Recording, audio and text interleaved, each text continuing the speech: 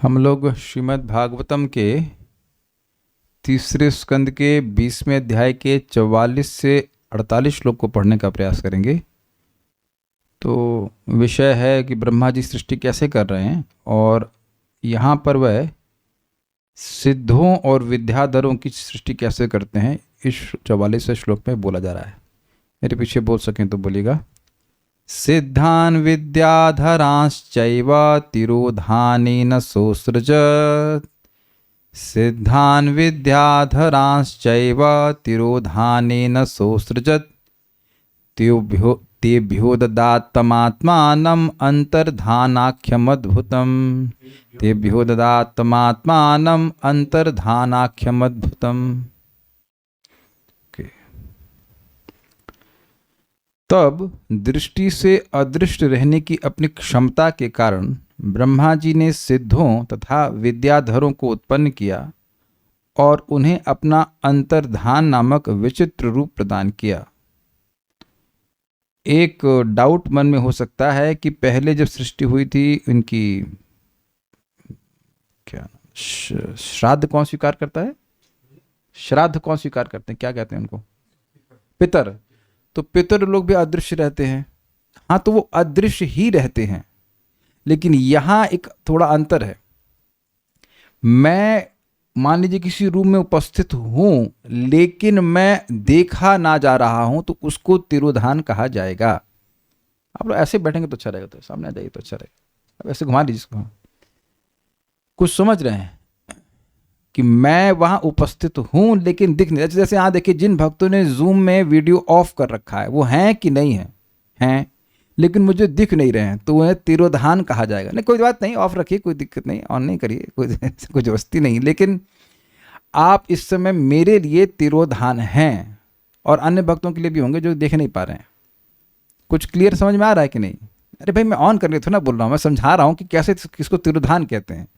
जैसे मान लो अगर मैं अपना वीडियो ऑफ कर लूँ तो अब मैं हूँ लेकिन दिख नहीं रहा हूँ, तो तिरोधान की शक्ति का मतलब है वो है व्यक्ति लेकिन नहीं। जैसे आप लोग कभी अनुभव करते हो, कभी कभी किसी घर में कभी अनुभव किया हो कि भूत प्रेत है कहीं स्थान में, तो अब वो उस स्थान में होते हैं, कुछ यू कैन फील समथिंग, लेकिन वो दिख नहीं रहे होते हैं। तो वो शक्ति उन्होंने सिद्धों और किसको दी है? सिद्धों को और विद्याधरों को दी है। सह मतलब ब्रह्मा जी ने तिरोधान शक्ति से सिद्धों और विद्याधरों की सृष्टि की। एवं तथा तेभ्य आत्मानम, उन्हें अपना तम अंतर्धान आख्यम अद्भुतम अददात, मतलब अपना वह जो अंतर्धान नामक अलौकिक शरीर। देखिए बात क्या है, जो नए भक्त थोड़ा समझेंगे। अपनी एक विशेष शक्ति से ब्रह्मा जी किसी विशिष्ट जीव को सृजन करते हैं और उस विशिष्ट शक्ति से उत्पन्न जो शरीर है वो त्याग देते हैं और वह शरीर वो व्यक्ति ले लेता है। तो यही क्रम चल रहा है। तो यहाँ पर सिद्धों और विद्याधरों की सृष्टि करे तिरोधान नामक शक्ति से, और उस शक्ति से जो शक्ति से युक्त जो ब्रह्मा जी का शरीर था वो छोड़ दिए और उस शरीर को उन्होंने स्वीकार कर लिया। ये हिसाब किताब चल रहा है। सिद्धान विद्याधरांश्चैव, सिद्ध और विद्याधरों को तिरोधानेन सह असृजत। मतलब उन ब्रह्मा जी ने तिरोधान शक्ति से सृजन किया। तेभ्यो और ददात तम आत्मानम अंतर्धानाख्यम अद्भुतम, उस अपने अंतर्धान नामक अद्भुत स्वरूप को ब्रह्मा जी ने उनको सौंप दिया। तात्पर्य, अंतर्धान का अर्थ होता है कि ये जीवित प्राणियों के विद्यमान होने का मान तो होता है किंतु दृष्टि से दिखाई नहीं पड़ते हैं। तो स्पष्ट है। अगला देखते हैं। स किन्नरान किम पुरुषान प्रत्यात्मेयेनासृजत प्रभुः। स किन्नरान किम पुरुषान प्रत्यात्मेयेनासृजत प्रभुः। मानयन् आत्मनात्मानम् आत्मभासं विलोकयन्।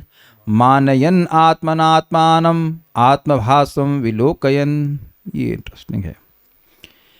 एक दिन समस्त जीवात्माओं के सर्जक ब्रह्मा ने जल में अपनी परछाई देखी और आत्म प्रशंसा करते हुए उन्होंने उस प्रतिबिंब यानी परछाई से किन्नरों तथा किम पुरुषों की सृष्टि की। समझ में आया? जल में देखे, जल में अपना रिफ्लेक्शन देखे, बड़ा अच्छा लग रहा हूं मैं, तो अच्छा, मतलब अपने उस रिफ्लेक्शन को देख करके बड़ा अच्छा लग रहा है, उस रिफ्लेक्शन से उन्हें किम पुरुषों और किन्नरों की सृष्टि करी।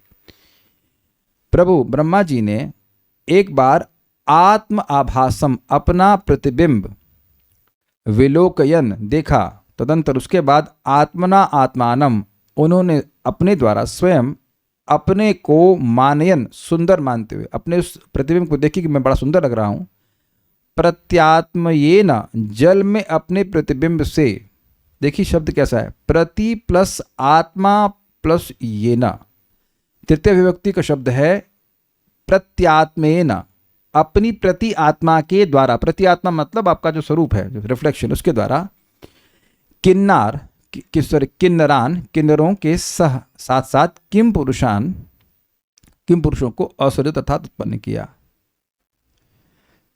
उन ब्रह्मा जी ने किन्नरान किम पुरुषान प्रत्यात्मयेन असृजत प्रभु, प्रभु उन ब्रह्मा जी ने जो सर्वसमर्थ थे, उन्होंने किन्नरों और किम पुरुषों को अपनी जल में अपने प्रतिबिंब के द्वारा सृष्टि करी। मानयन आत्मन आत्मानम आत्मभासम विलोकन, अपने द्वारा अपने प्रतिबिंब को देखते हुए और उसको बड़ा अच्छा मानते हुए कि तो मैं बड़ा सुंदर दिख रहा हूं, ऐसा माने, और फिर अपने उसी प्रतिबिंब से उन्होंने किन्नर और किम पुरुषों की सृष्टि करी। इतना है, कुछ में तात्पर्य नहीं है। उसके बाद इन्होंने किया क्या, किन्नरों ने और किम पुरुषों ने क्या किया, तेतु तज्जुगृहु रूपम त्यक्तम यत परमेष्ठिना, बोलिए, तेतु तज्जुगृहु रूपम त्यक्तम यत परमेष्ठिना, मिथुनी भूय गायन्तस्तम एवोषसि कर्म भी, मिथुनी भूय गायन्तस्तम एवोषसि कर्म भी। किम पुरुषों तथा किन्नरों ने ब्रह्मा द्वारा त्यक्त उस छाया शरीर को ग्रहण कर लिया, इसलिए वे अपने पत्नियों सहित प्रत्येक प्रातःकाल उनके कर्म का स्मरण करके उनकी प्रशंसा का गान करते हैं। छाया मतलब, देखिए छाया शरीर से मतलब है जो प्रतिबिंब ब्रह्मा जी देख रहे थे जल में, उस शरीर को वह त्याग दिए। आपको याद रखना होगा कि जो प्रतिबिंब देखे उसी प्रतिबिंब से किन्नरों को और किम पुरुषों को प्रस्तुत कर दिए। अब आप कहेंगे ऐसा कैसे हो सकता है, तो देखिए पिछले श्लोक में बोला गया है प्रभु वो सर्वसमर्थ है, वो ऐसा कर सकते हैं, उनके पास भगवान की शक्ति है, हम नहीं कर सकते हैं लेकिन वैसा कर सकते हैं। तो वो जब वो ऐसा कर सकते हैं तो अपने रिफ्लेक्शन को भी छोड़ सकते हैं। आप लोग छोड़ सकते हैं क्या? हम लोग अपने रिफ्लेक्शन को छोड़ सकते हैं? कितने लोग वोट देंगे कि आप अपने रिफ्लेक्शन को छोड़ सकते हैं? कोई वोट देगा मुझको?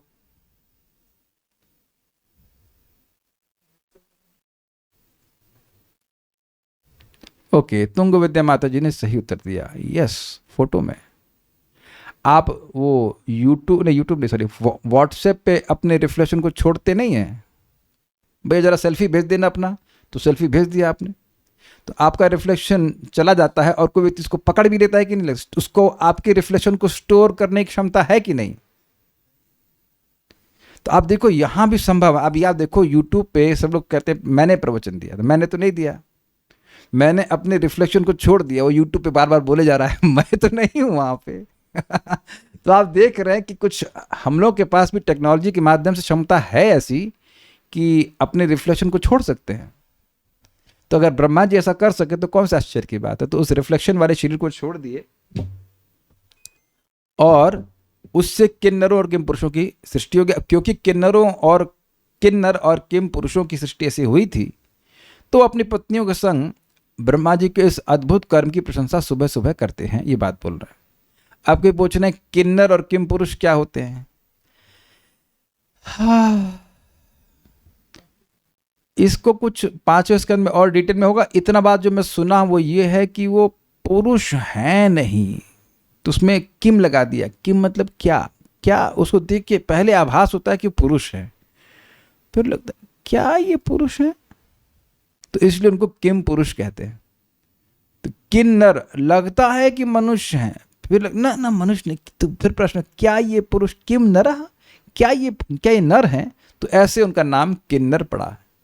इससे अधिक तो मैं 5वें स्कंद नहीं बता पाऊंगा, उसके बाद और डिस्कशन क्या कहेंगे, जब इतना कोई इम्पोर्टेंट नहीं है, बट ये सुना है तो उसको बोल रहे हैं, ठीक है, तो प्रशंसा करते हैं।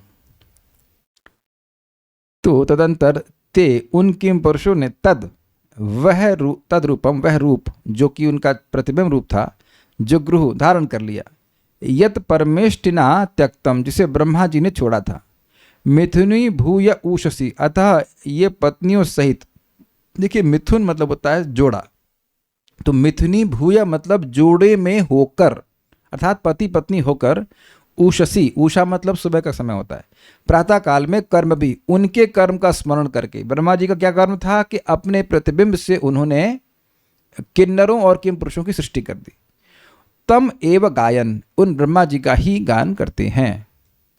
ते तु तज्जुगृहु रूपम, ते अर्थात उन किन्नर और किम पुरुषों ने उस रूप को पकड़ लिया, किस रूप को, त्यक्तम यत परमेष्टिना, जो परमेष्टि ब्रह्मा जी के द्वारा छोड़ा गया था और जो उनका प्रतिबिंब था जल में, मिथुनी भूय गायंतस, और जोड़े में होकर पति पत्नी होकर उसको गाते थे, तम एव ओषसी कर्म भी, जो ब्रह्मा जी का कर्म था, अद्भुत कर्म जिसके द्वारा उन्होंने सृष्टि करी थी किन्नरों और किम पुरुषों की, उन्हीं ब्रह्मा जी के अद्भुत कर्मों को वह गाते हैं, बेसिकली उनकी डिवोटी है ऐसा लगता है। प्रपाद एक बात, हाँ श्रीधरी देखते हैं, किन्नरों और किम पुरुषों ने ब्रह्मा जी के प्रतिबिंब शरीर को ग्रहण कर लिया, कर्म भी, अर्थात वे प्रातः काल में ब्रह्मा जी के पराक्रम आदि का वर्णन करते हैं, स्पष्ट है तात्पर्य। सूर्योदय के 5 घंटे बाद जो प्रातःकाल का समय होता है उसको ब्राह्म मुहूर्त कहा जाता है, ऐसे तो लिखा है ना, ऐसे यस प्रभु, समझ में आ रहा है कि मैं क्या बोल रहा हूँ? मैंने 5 घंटा बाद में बोला था जानबूझ करके गलत बोला ताकि देखो कि आपको सुनाई पड़ रहा है कि नहीं। सूर्योदय के 1.5 घंटे पहले प्रातःकाल को ब्राह्म मुहूर्त कहा जाता है। इस ब्राह्म मुहूर्त में आध्यात्मिक कर्म किए जाते हैं। इस बेला या काल में संपन्न क्रियाएं दिन के अन्य भाग में संपन्न क्रियाओं से अधिक प्रभावात्मक होती हैं। तो बात तो देखिए सबको पता है, लेकिन जिसको नहीं पता है वो नहीं उठ रहा होगा शायद। तो जो लोग सुबह उठते हैं, दैट इज थोड़ा इसका प्रैक्टिकल एप्लीकेशन समझिए। आप कहोगे कि मैं रात में 10 से 10:30 या 11 बजे तक कुछ कर लेता हूँ आध्यात्मिक कार्य, और शाम सुबह थोड़ा देर में उठ जाएंगे, क्या फ़र्क पड़ता है? बट इट इज़ फ़र्क पड़ता है। रात में आपका जो आधा घंटा है वो आध्यात्मिक दृष्टि से उतना वैल्यूएबल नहीं है जितना कि सुबह का वो जो 3 बजे के बाद का समय है। 3 बजे मान लीजिए, वैसे तो लोग 4 बजे बोलते हैं, लेकिन 3 बजे से मान के चलिए। Don't remain awake in the night, not a good preposition. एक तो देखिए स्वास्थ्य खराब होता है और दूसरा दिमाग खराब होता है। समझ में आ रहा है ना बात? और दिमाग खराब होना ज़्यादा बड़ा दोष हो जाता है। अब एक भक्त प्रश्न कर रहे हैं, पहले प्रश्न से पहले हम अपनी बात पूरी कर लें कि भगवान की भक्ति अगर करना चाहते हैं तो सुबह उठना परम आवश्यक है, और उसके लिए जो कुछ करना पड़े वह कर लीजिए। जो लोग सुबह नहीं उठ पाते वो दिन भर वो मुंह लटकाए घूमते रहते हैं कि माला एक्चुअली माला लटकाए या मुंह लटकाए एक ही बात है। मतलब वो माला नहीं हो रही है, गुरु महाराज ने माला क्यों दी थी, 16 क्यों कहा, 4 ही बोल देते लाइक दैट। और जो प्रारंभ से ही सुबह उठकर, मतलब जब से भी उनको अकल आ जाए, मतलब बोध हो जाए कि सुबह उठना है और नाम जप करना है, तो वो दिन भर प्रसन्न रहते हैं। They will be happy. बातें रिपीट की जाती हैं ताकि बातें याद रहें। आज ही मैं परम पूज्य वृंदावन चंद महाराज का एक प्रवचन सुन रहा था, और बड़ी सिंपल सी बात है जिसको मैं बिल्कुल भूल गया था।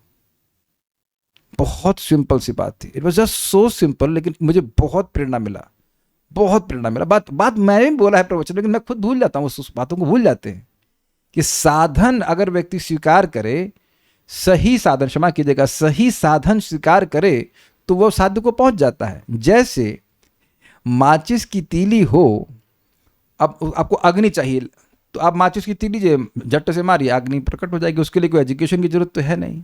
लेकिन कोई अपना सर को दीवार से रगड़े तो उससे तो अग्नि नहीं प्रकट होगी ना, ये तो बेवकूफ़ी बात है ना। उसी तरह से कोई व्यक्ति कहे कि अब हम बहुत पीएचडी किए हुए हैं तो हम टाइल्स के ऊपर खेती करेंगे, तो तुम टाइल्स के ऊपर खेती करके तो कुछ एक अन्न नहीं उगा सकते हो। लेकिन अनपढ़, अब आप नोट कीजिए, अनपढ़ किसान होते हैं और वो सही जगह खेती करके टनों टन अनाज उत्पन्न कर देते हैं। कुछ समझ रहे हैं बात?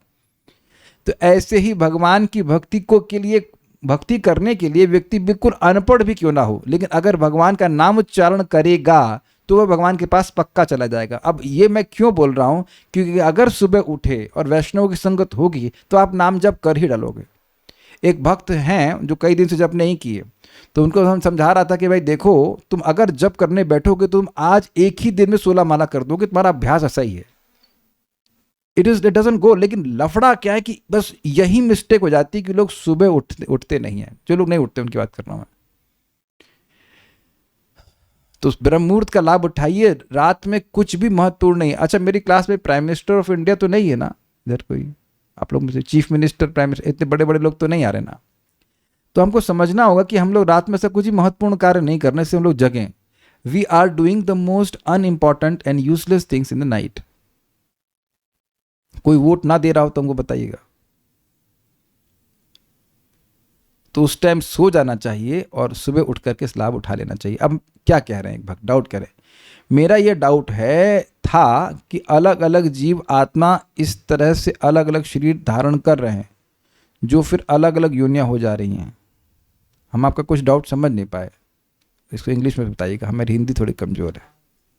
हमको नहीं समझ में आया, पता नहीं, हमको नहीं समझ। अच्छा, डाउट था, अब डाउट नहीं है, तो फिर पुरुष क्यों रहे हैं? जब डाउट खत्म हो गया तो प्रश्न बना के कर रहे हैं। प्रश्न तब करते हैं जब डाउट हो, जब डाउट नहीं हो तो प्रश्न क्यों कर रहे हैं?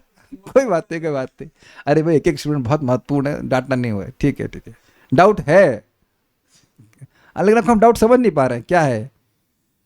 ये डाउट है कि अलग अलग जीव आत्मा इस तरह से अलग अलग शरीर धारण कर रहे हैं जो फिर अलग अलग योनियां हो जा रहे हैं।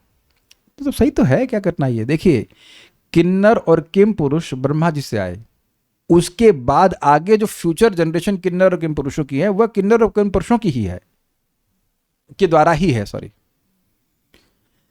अभी आप देखेंगे कि सर्प आए तो सर्प ब्रह्मा जी से आए, लेकिन उसके बाद जो सर्प आए वो सर्पों से ही है, वो आगे ब्रह्मा जी से नहीं आए। I think it's very clear, ठीक है ना। अब बड़ा इंटरेस्टिंग है कि सर्पों की और नागों की उत्पत्ति कैसे हुई, और आप ये भी सीखेंगे कि नाग को नाग क्यों कहते हैं और सर्प को सर्प क्यों कहते हैं। It's very interesting. मेरे पीछे बोलिए, बोल सके तो। देहेना वै भोगवता शयानो बहुचिंतया। देहेना वै भोगवता, भगो नहीं भाई, भोग है। देहेना वै भोगवता शयानो बहुचिंतया। देहेना वै भोगवता शयानो बहुचिंतया। सर्गेनुपचिते क्रोधाद् उत्ससर्ज तद्वपुः। सर्गेनुपचिते क्रोधाद् उत्ससर्ज तद्वपुः। ठीक है। एक बार ब्रह्मा जी अपने शरीर को पूरी तरह फैलाकर लेटे थे, मतलब आलस में ऐसे लेटे हुए थे।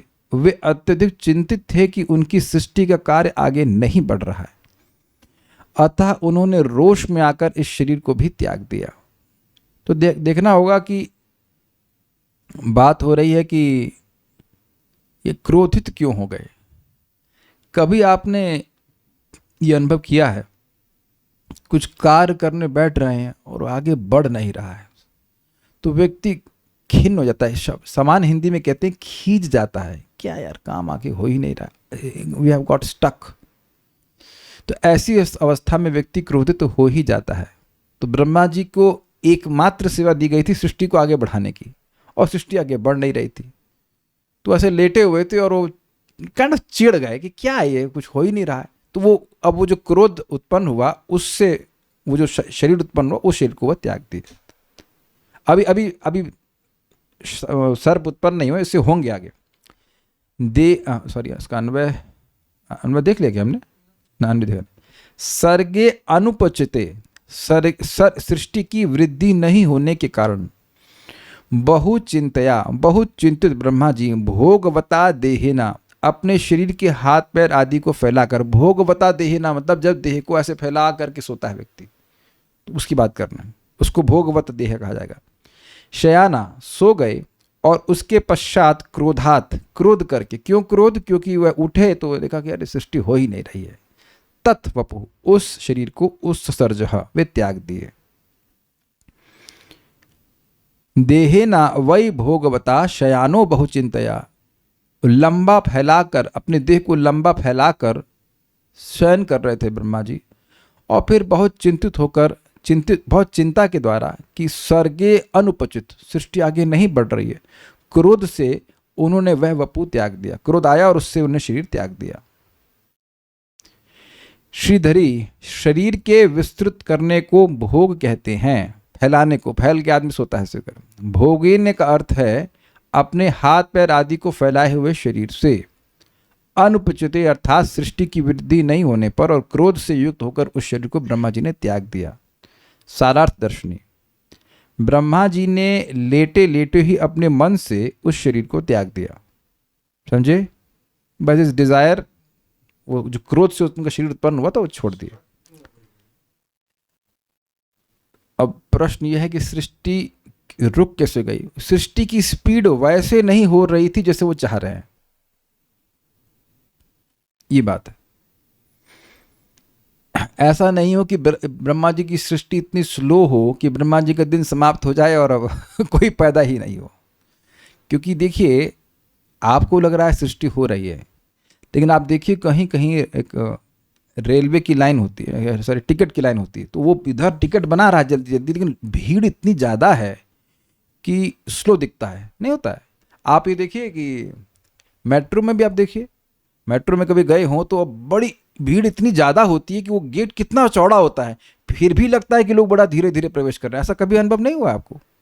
तो आप उद्विग्न नहीं हो जाते, जल्दी क्यों नहीं चल रहे हैं? या उधर देखिए, और वो हाँ भाई, मेट्रो में एग्जाम्पल मुझे याद आ रहा है कि भीड़ इतनी होती है कि इतनी चौड़ी चौड़ी सीढ़ियाँ होती हैं, फिर भी लगता है कि स्पेस कम है, फिर भी स्पेस कम है, आदमी चिढ़ जाता है उसमें। तो इतने जीव हैं, उनको शरीर मिलना है और बहुत धीरे धीरे सृष्टि हो रही, इसलिए वो चिढ़ रहे हैं।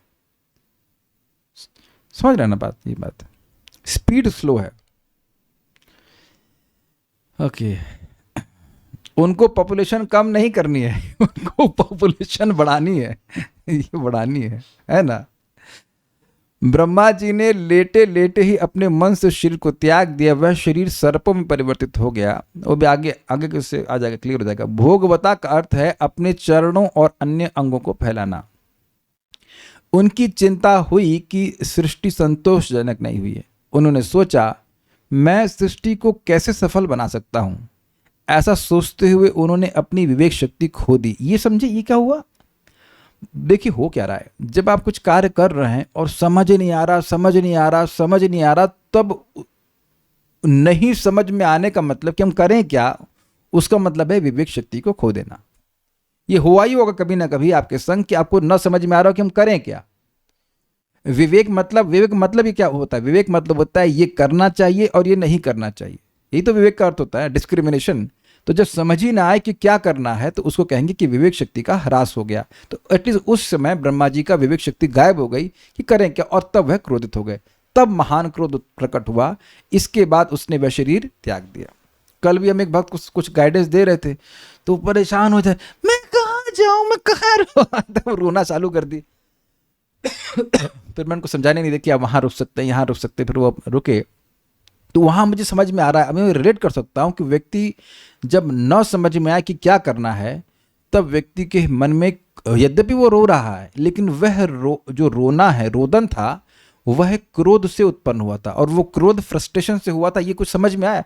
कभी ऐसा हुआ है आप लोग के संग कि आप फ्रस्ट्रेट हो गए, ना समझ में आ रहा करना क्या है, तो एक व्यक्ति हम लोग कहते हैं झींकना समझते हैं? झींकना मीन्स यू बिकम फ्रस्ट्रेटेड, क्रोध हो जाता है व्यक्ति को। तो ब्रह्मा जी अपने कार्य में सफलता को नहीं प्राप्त कर पा रहे, इसलिए वो झींक रहे हैं। झींकना आप तो समझते होंगे, खींच रहे हैं, परेशान हो रहे हैं, उससे वो शरीर उत्पन्न हुआ। अब हमारा आखिरी श्लोक आज का है, इसमें सर्पों की उत्पत्ति के बारे में बताएंगे। ये ही यंतो मुतः केशा अहयस्तेंग जग्गिरे, ये ही यंतो मुतः केशा अहयस्ते अंग जग्गिरे, सर्पाः प्रसर्पतः क्रूरा नागा भोगो रुकंदराः, सर्पः प्रसर्पतः क्रूरा नागा भोगो रुकंदराः। हे विदुर, उस शरीर से जो क्रोध से ब्रह्मा जी से उत्पन्न हुआ था, जो बाल गिरे वे सर्पों में परिणत हो गए। उनके हाथ पैर सिकोड़ कर चलने से उस शरीर से क्रूर सर्प तथा नाग उत्पन्न हुए, जिनके फन फैले हुए होते हैं। अंग, हे विदुर जी, अमुतः उन ब्रह्मा जी के ये केशः जो सिर के बाल अहियंतः नीचे गिरे। थोड़ा समझना होगा भाई। अमुतः का मतलब ब्रह्मा जी का वह शरीर जो उन्होंने त्याग दिया था, उसके बाल के बारे में बात हो रहा है। क्योंकि ब्रह्मा जी से आया है इसलिए ब्रह्मा जी बोल रहे हैं, लेकिन ब्रह्मा जी का क्रोध से उत्पन्न हुआ जो शरीर था, जिसको ब्रह्मा जी ने त्याग दिया था, उसके बालों से सर्प आए हैं। हाँ, बाल सर्प में पर हो गए। नहीं, बाल नीचे गिरे। देखिए, बाल सर पे ही सर्प नहीं बन गए, बाल गिरे नीचे और वहां से सर्प आ गए। ठीक है। हाँ, ते अहया वे सर्पों जगिरे में परिणत हो गए। बिल्कुल स्पष्ट है, परिणत मीन्स ट्रांसफॉर्म्ड। वो बाल गिरे जमीन पे और वह सर्प बन गए। ठीक है। सर्प से कहने का अर्थ है कि सर्पों को में सर्प और नाग दोनों जोड़ लीजिए। प्रसर्पतः उन्हें सदकने के कारण क्रूरा सर्प, निर्दयी सर्प और नागहा नाग कहते हैं। कंदराह उरु भोग, उनके कंधे के पास विशाल फण होता है। कहने का मतलब है कि वह सर्पण करते हैं। सर्पण करने का मतलब है कि हाथ पैर से नहीं चलते हैं। तो देखा है आपने, हाथ पांव नहीं होते उनके, तो वो सरकते हैं। तो क्योंकि वह सरकते हैं इसलिए उनको सर्प कहते हैं। और वह क्रूर और निर्दयी होते हैं। और नाग क्यों कहते हैं, ये इंटरेस्टिंग है। चलो यही समझा देता हूं। न प्लस अग, अगा, गा मतलब जाना, अगा मतलब जो कहीं ना जाए, और न अगा मतलब, एक मिनट रुकिए, गा मतलब जाना, गमन, अगा मतलब जो न कहीं जाए अर्थात स्थिर, और न अगा मतलब जो स्थिर न रहे। तो आप देखेंगे सर्प कभी स्थिर नहीं रहता, ऐसे टेढ़ा मेढ़ा मेढ़ा चलता है, इसलिए उसको नाग कहते हैं। सबको समझ में आई नाग की डेफिनेशन? न प्लस अगा, तो गा मतलब चलना, अगा मतलब नहीं चलना, स्थिर रहना। तो नाग न अगा मतलब जो स्थिर नहीं रहते हैं। सर्प और नाग ही हैं। देखिए, सर्प और नाग में भेद यहां बताया गया है। नाग वह होता है जिसका फण होता है। आपने देखा होगा नाग, क्या कहते हैं उसको, किंग कोबरा बोलते हैं। कोबरा कैसा सर्प, नाग फन बोलता है। इसी को यहां बोल रहे हैं कंदरा उरुभ होगा। उर मतलब विशाल, उनके कंधे के पास। ये अब कंधा मतलब मान लीजिए इतना ये सांप है, देखिए ये सबको सांप दिख गया ठीक है। तो अब ये इसका मुंह वाला भाग है, तो ये इसका कंधा नहीं हो गया, तो यहाँ पे वो उसका जो फन होता है विशाल होता है। लेकिन जो सर्प होते हैं उनमें कोई फण की क्षमता नहीं होती है। सर्प और नाग में भेद क्लियर हो गया सबको? आज आपको हम जूलॉजी पढ़ा रहे हैं ठीक है, तो इजी है। किसी बच्चे को पूछता हूं, सुमेध प्रभु, समझ में आ गया आपको सर्प और नाग में भेद?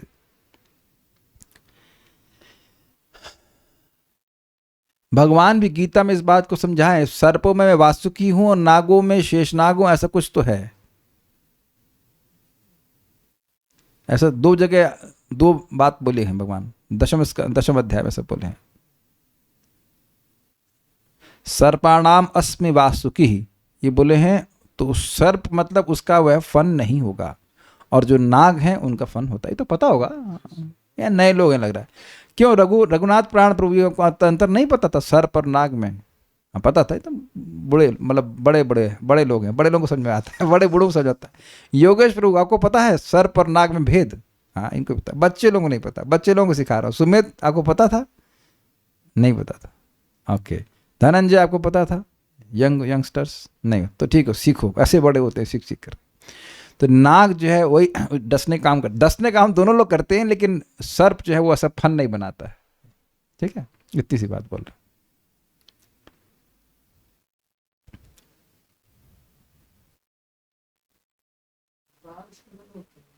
एक कह रहे हैं कि पर्वत मंथन के समय वासुकी का फन था, तो क्या डिफरेंस है? आप श्योर हैं कि फन था? मैं कुछ कह नहीं सकता। अब जब वहां आएंगे तो उस पर क्या झगड़ा करना, नाग का फन होता है और सर्प का फन नहीं होता है। अब मुझे जहाँ तक गीता का श्लोक अगर याद है तो सर्पाणाम अस्मि वासुकी, यही शब्द है। अब मैं स्मृति से बोला, I may be making a mistake, लेकिन ना वो वासुकी सर्प हैं, इतना स्पष्ट है। फन के कार्य क्या होता है? अच्छा, फैन का कार्य क्या होता है? फैन का कार्य हवा देना होता है। फन बोल रहा है, फन का कार्य क्या होता है? आप बायोलॉजी पढ़ी हैं? जूलॉजी पढ़ी है? आप अनुष्का माता जी से पूछ लीजिएगा, वो सब जूलॉजी में मेसी की बता देंगे फन का क्या होता है। जहाँ तक हम समझ रहे हैं फन ऐसे वो खड़ा कर लेता है, उसका तो डसने का कार्य होता है। सीख गई फन का? ये फर्जी प्रश्न कर रहे हैं, क्या करेंगे इसे? प्रश्न बना के मत कीजिए। तो इतना समझ लीजिए कि फन होता है, ऐसे ये तो सबको पता होगा कि फन होता है। ये अहियंता अमुतः केश, अमुतः मतलब जो इनके उस शरीर से जो गिरे, केशा जो बाल गिरे, अहयस्ते अंग जग गिरे, वह अहि, अहि मतलब सर्पों की जाति को अहि कहते हैं, वह हो गए, परिणत हो गए, वो बाल परिणत हो गए। सर्पा प्रसर्पतः क्रूरा, क्योंकि वह प्रसर्पण करते हैं, क्योंकि सड़क के चलते हैं इसलिए उनको सर्प कहते हैं और वह क्रूर होते हैं।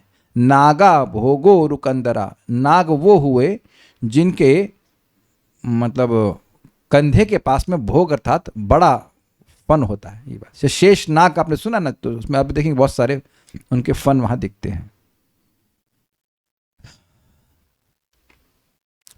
एक प्रश्न है मेरा, नाग पहले आया या सॉरी सर्प पहले आया कि उसका अंडा पहले आया?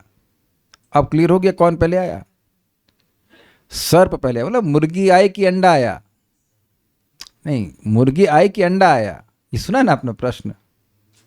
तो कहेंगे अंडा आया, तो कहें अच्छा अंडा कहाँ से आया?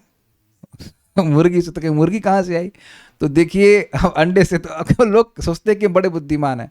जी नहीं, मुर्गी भी आई, पता नहीं यहाँ वर्णन है कि नहीं, मुर्गी भी ब्रह्मा जी से आई।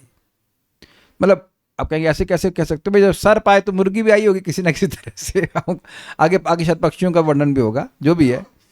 तो एक इम्पॉर्टेंट पॉइंट है, और वो ये है कि चीज़ें ऑटोमेटिक नहीं हो रही हैं। ब्रह्मा जी के पास ऐसा सामर्थ्य भगवान दिए हैं कि विभिन्न योनियों की सृष्टि वह कर देंगे, और वो कर रहे हैं आपके सामने। उसके बाद अंडे आए, उसके बाद जो भी सर्प ने अंडे दिए, उसके बाद सारे सर्प उनसे आए। आगे सर्पों की सृष्टि ब्रह्मा जी नहीं किए। ठीक है, इजी है। श्रीधरी देखिए, आप देख रहे हैं कि एक प्रश्न जिसका उत्तर कोई दे ही नहीं सकता है, उसका प्रश्न का उत्तर भागवतम बड़ी आसानी से दे रही है। नहीं दे सकता ना कि अंडा पहले आया। एक सिंपल प्रश्न कि अंडा पहले आया कि मुर्गी पहले आई, इसका उत्तर नहीं दे सकते। और एकदम भागवत सुन ले तो बिल्कुल स्पष्ट है कि मुर्गी पहले आई, या मुर्गा मुर्गी ऐसे आए। ऐसे सर्प पहले आया, उसके बाद सारे अंडे आए, उसके बाद और बाकी सर्प आ गए। क्या कठिनाई है? श्रीधरी उस शरीर से जो केश गिरे वे अही हो गए, हाथ पैर सिकोड़ कर चलने से सर्प हो गए। मतलब उनके हाथ पैर हैं ही नहीं बेसिकली। अगा न भवंति इति नागाः, अतएव स्थिर नहीं होने के कारण वे नाग कहलाए। ये समझ में आया आपको? मैं फिर से रिपीट कर रहा हूं। अगा न भवंति, अगा मतलब स्थिर, गा मतलब गमन करना, जाना, और अगा मतलब जो नहीं स्थिर, जो स्थिर जो नहीं जाता अर्थात स्थिर रहता है। तो उसमें और ना लगा दीजिए, मतलब जो स्थिर नहीं रहता है उसको नाग कहेंगे। तो ऐसे चलते हैं, टेढ़े मेढ़े चलते हैं, तो उनको नाग कहा जा रहा है। तो अब इंटरेस्टिंग चीज़ें सीखने को मिली कि नाग को नाग क्यों कहते हैं।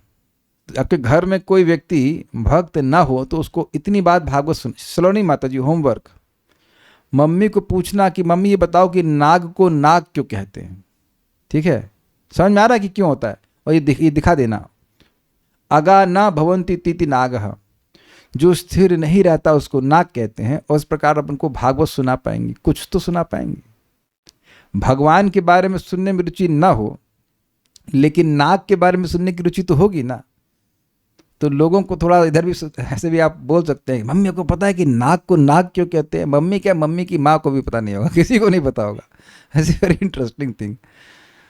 वे अत्यंत वेग संपन्न हुए, ये अर्थ है। कहने का मतलब ये है कि नाग बड़ी तीव्रता से चलते हैं, और ये इसमें कोई संदेह नहीं है। अब मुझे एग्जैक्ट स्पीड नहीं पता, लेकिन अगर कोई नाग आपके पीछे पड़ गया तो आप भाग नहीं पाएंगे। इतना तेज चलता है। इतना मैंने बचपन में भी सुना था कि अगर कोई सर्प पीछे पड़ जाए तो ऐसी स्थान पे जाइए जो चिकना हो, है ना, गलत तो नहीं बोल रहे हैं, क्योंकि वहां पर वो तेज नहीं भाग पाता है। अब पॉइंट ये कि चिकना स्थान कहाँ मिलेगा, लेकिन जो भी है, और अगर वहीं मट्टी में चल रहा है तो उसकी स्पीड इतनी तेज होगी कि आप भाग नहीं पाएंगे। खेतों में या कहीं रोड पे भी तेज चलेगा ना, रोड भी तो रफ है। कितने लोगों को ये बात पता थी यहाँ जूम पर? सब बेचारे गांव से नहीं ना किसी कुछ नहीं पता, एक कौरव प्रभु को या बस, बाकी किसी को नहीं बताते। तो चलिए, बहुत महत्वपूर्ण बात है दो, कि यदि आपके पीछे कोई सर्प या नाग पड़ जाए तो आपको चिकनी जगह भागना है या फिर अपने घर में टाइल्स लगा दीजिए whatever, but he tends to get slower there, otherwise की स्पीड बहुत तेज होती है। ठीक है। कंधे के पास फर्ण रूप से जिनका शरीर बहुत फैला होता है वे नाग हैं, ये भी स्पष्ट है।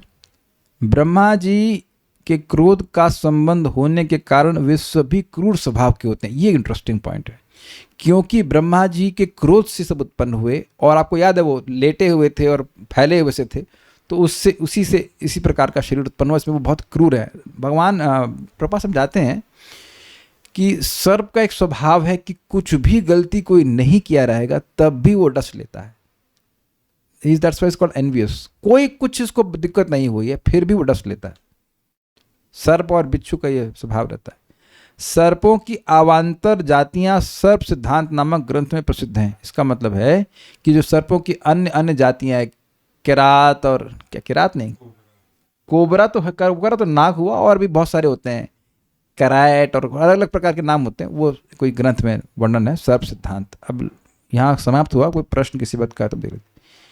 ये जो जीव ब्रह्मा जी से उत्पन्न हुए हैं उनकी कर्म और उनकी प्रीवियस इच्छा ऐसी थी कि उनको ये योनियां प्राप्त हुई, जैसे किम पुरुष सर्प नाग आदि। हाँ, तो उसमें क्या कठिनाई है, प्रश्न क्या बन रहा है, तो पता ही है आपको। देखिए, ब्रह्मा जी किसी भी व्यक्ति को, हम में से किसी भी व्यक्ति को जबरदस्ती कुछ नहीं मिल रहा है, ये लिख लीजिए अगर ना समझ में आ रहा हो तो। We are not getting anything by force, not even a drop, nothing nothing, सब चीज हमने ऑर्डर की है, प्री ऑर्डर्ड है। कुछ समझ रहे ना बात?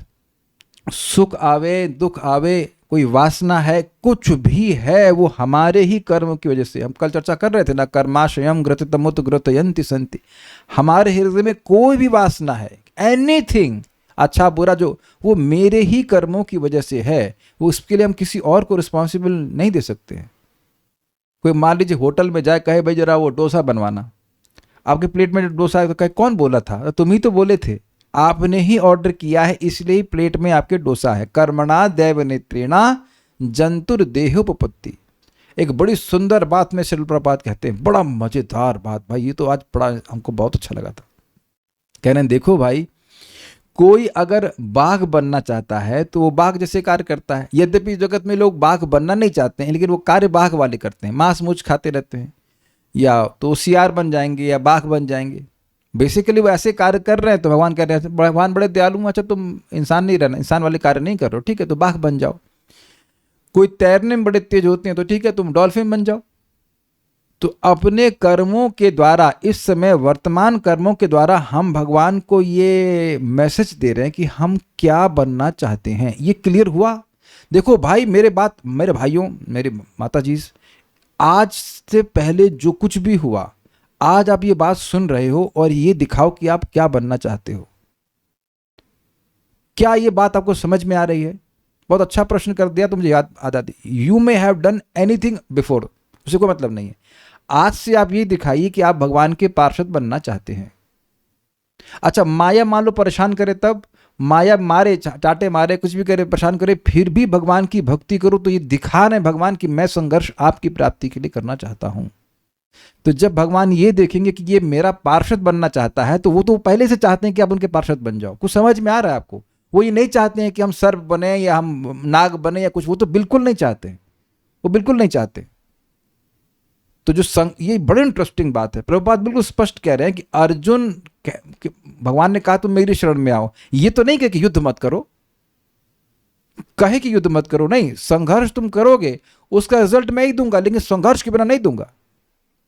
तो हम ये जो भागवत पढ़ रहे हैं किस लिए पढ़ रहे हैं? ये हम पागल कुत्ते ने काटा है कि हम नाग और सर्पों के बारे में पढ़ रहे हैं? भाई भागवत में है, सुखदेव गोस्वामी डिस्कस किए हैं, इसका ये सारे श्लोक भी भगवत प्रेम देने वाले हैं, ये हमारा विश्वास है।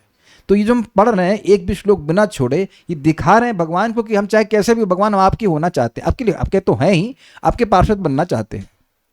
And that's what Krishna is interested.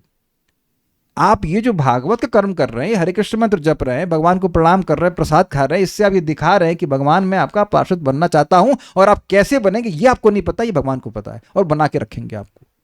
इसीलिए आप जीवन में देखना कि कृष्ण आपको जाने नहीं दे रहे हैं। ऑल दो आप ये सोचेंगे कि हमारे तो चांस खत्म हो गए, कहते नहीं you are in God mode. God mode समझते हैं आप? वीडियो गेम में एक गॉड मोड होता है, कितनी भी गोली लग जाए मरोगे नहीं। भक्ति में यही है। मैंने एनटीपीसी ज्वाइन किया था तो वहां पहले बोले थे कि हमारे यहाँ 0 फायर पॉलिसी, तुम कुछ भी कर लो हम तुमको फायर नहीं करेंगे। Krishna never rejects his devotee. केवल वो यही देखते हैं कि भक्त ने सेवा करी है, सेवा करिए, सेवा करिए। तो आज से पहले कुछ भी हुआ हो या आज के बाद भी कुछ हो, हम भगवान की भक्ति नहीं छोड़ेंगे। मर जाए, नरक चले जाए, कोई दिक्कत नहीं, जाने वाले नहीं है, लेकिन भाव भक्त का ही होना चाहिए कि मैं ऐसे कर्म करूंगा ताकि किसी एक जन्म में भगवान के पास पहुंच जाऊं, मैं इतनी योग्यता बन जाए। आपने प्रश्न किया तो मैं बात मुझे याद आ रही है कि our actions determined our future birth. और अगर भजन कर रहे हैं तो बहुत हैवी फायदा मिलने वाला है, बहुत हैवी फायदा मिलने वाला है। तो इसलिए करते रहना चाहिए। कुछ और भी पूछ रहे हैं? ओके, भगवान के पार्षद बनने का एग्जैक्ट वे क्या है? एग्जैक्ट वे ही तो बता रहे हैं आपको। श्रीमद् भागवतम सुनिए, हरे कृष्ण मंत्र की 16 माला जप कीजिए, भगवान का प्रसाद खाइए, भगवान को प्रणाम कीजिए, मन मना मद भक्त इत्यादि वो कीजिए। तो बड़ा अजीब सा लग रहा है कि कब से ये कर्म और इच्छाएं आई, क्योंकि अभी तो सृष्टि हो ही रही है। जय हो माता जी। कब से क्लास सुन रही हैं आप? आप चलिए, आप बड़ी अच्छी डिवोटी तो इसलिए आपको डांटेंगे नहीं। आपको ये नहीं पता है कि सृष्टि अनादिकाल से हो रही है?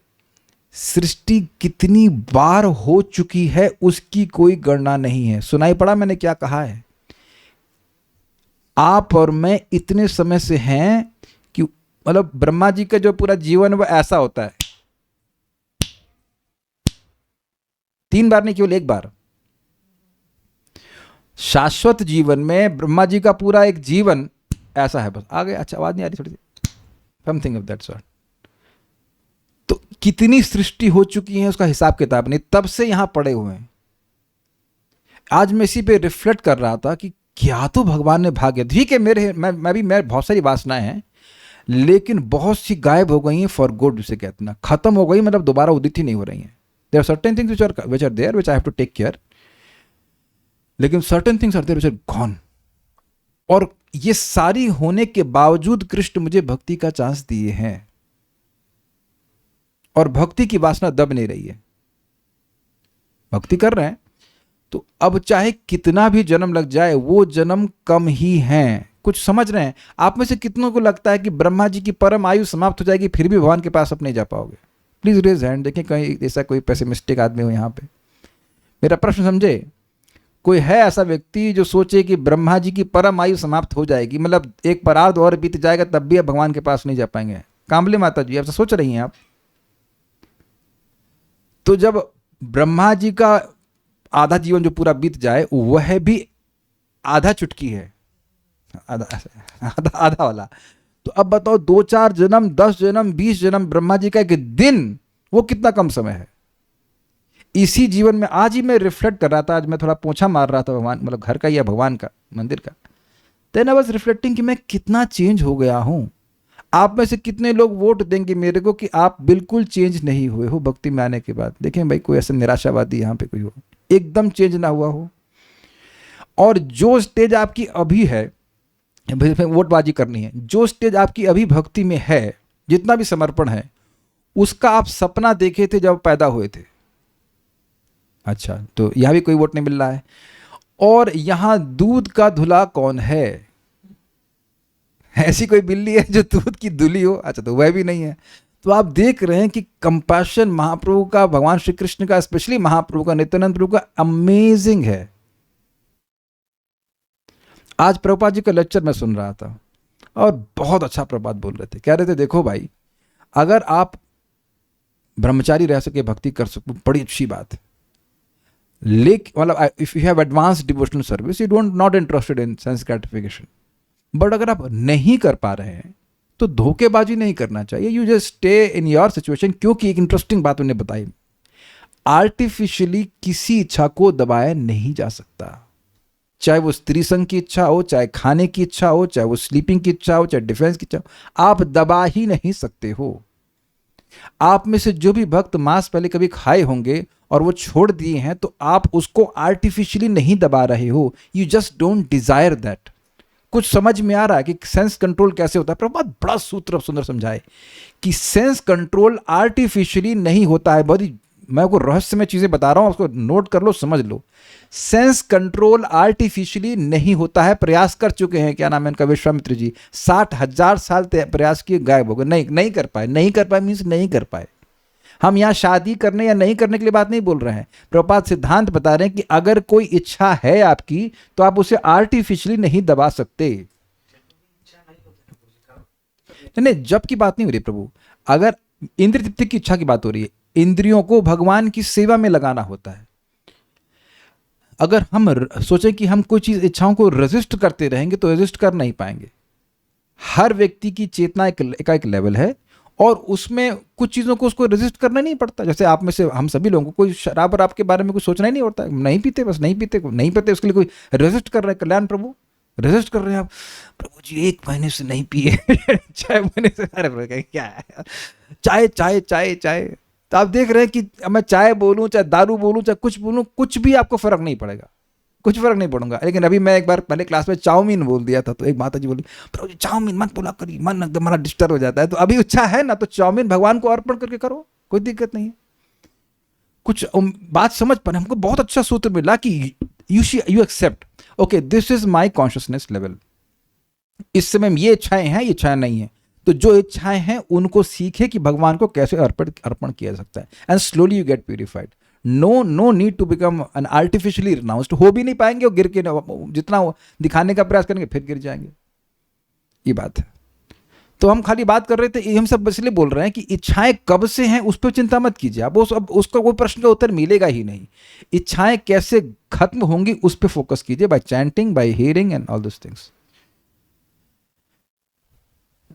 यही प्रभु जी शाश्वत काल कैसा होता है, कांट इमेजिन। तब जब कर ही नहीं पा रहे हैं तो फिर छोड़िए। जब कोई अच्छा मान लीजिए जैसे मेरे से डोसा बनता ही नहीं है, तो मैं प्रयास करता हूँ, नहीं करते ही नहीं। जब अच्छा, आप में से कितने लोग डोसा खा सकते हैं, कोई हाथ खड़ा करने की जरूरत नहीं है, खा ही लेते हैं। और कितने लोग अच्छा बना सकते हैं, नहीं बना सकते, बहुत कम लोग। तो जब हमने प्रयास किया, जब हमसे बनता ही नहीं है तो हम छोड़ दिए, बनाएंगे नहीं, खत्म कहानी। तो काहे टेंशन ले रहे हैं। तो सबसे डेंजरस तो हॉबीज हैं, क्योंकि वो तो बहुत डीप संस्कार बनाती हैं हॉबी के नाम पर। वेल डिपेंड्स, अगर आपकी कोई ऐसी हॉबी है जिसे बेसिकली जो आपकी हॉबी है उसे कृष्ण भावना भावित तरह से जोड़ लीजिए। अगर किसी की कोई भी हॉबी है, उम्मीद है कि किसी को गोली मारना हॉबी नहीं होगा, मर्डर करना तो हॉबी नहीं होगा, उसको देख लीजिए कैसे कृष्ण कॉन्शियस बना सकते हैं। मेरा एक दुर्गुण या सद्गुण कह लीजिए, मैं बहुत क्यूरियस हूँ ना, क्यूरियोसिटी है मेरे मन रहती, इसका क्या मतलब होता है। तो उसको हम थोड़ा प्रयास करते हैं कि भागवत में लगे, अन्यथा भी कभी कभी चली जाती है, लेकिन उसको प्रयास करते हैं कि भागवत में लगाए रखें, तो उधर ऐसा क्यों होता है, वैसा क्यों होता है, ऐसा करके मन में चलता रहता है। I try to keep it to Bhagavatam. कुछ पूछ रहे थे, बोलिए। हरे कृष्णा प्रभु जी। प्रभु जी जैसे यहाँ पे पता चला कि ब्रह्मा जी से सांपों और नागों की उत्पन्न हुई, और ये अभी हमने सुना कि कश्यप ऋषि का जो पत्नी है कद्रू, उससे सांपों की उत्पन्न हुई। जो भी हुआ हो, वहां उससे उधर बैच के बैच निकल रहे हैं। दनु ने भी उत्पन्न किया और उन्हें भी उत्पन्न किया। आपको दिक्कत है कुछ? आपको दिक्कत है कोई? भाई आपके माता पिता ने आपको उत्पन्न किया, मेरे माता पिता ने मेरे को उत्पन्न किया, तो 2 बैच हो गए कि नहीं? मुझे तो समझ रहा हूं कि ब्रह्मा जी ने कुछ सर्पों को उत्पन्न किया होगा, नागों को उत्पन्न किया, कुछ को कद्रू ने उत्पन्न कर दिया। क्या टेंशन है? नॉट अपने को तो कोई उत्पन्न करने नहीं, तो क्या टेंशन है? आपको सर्प तो उत्पन्न नहीं करना ना कुछ, तो क्या टेंशन है?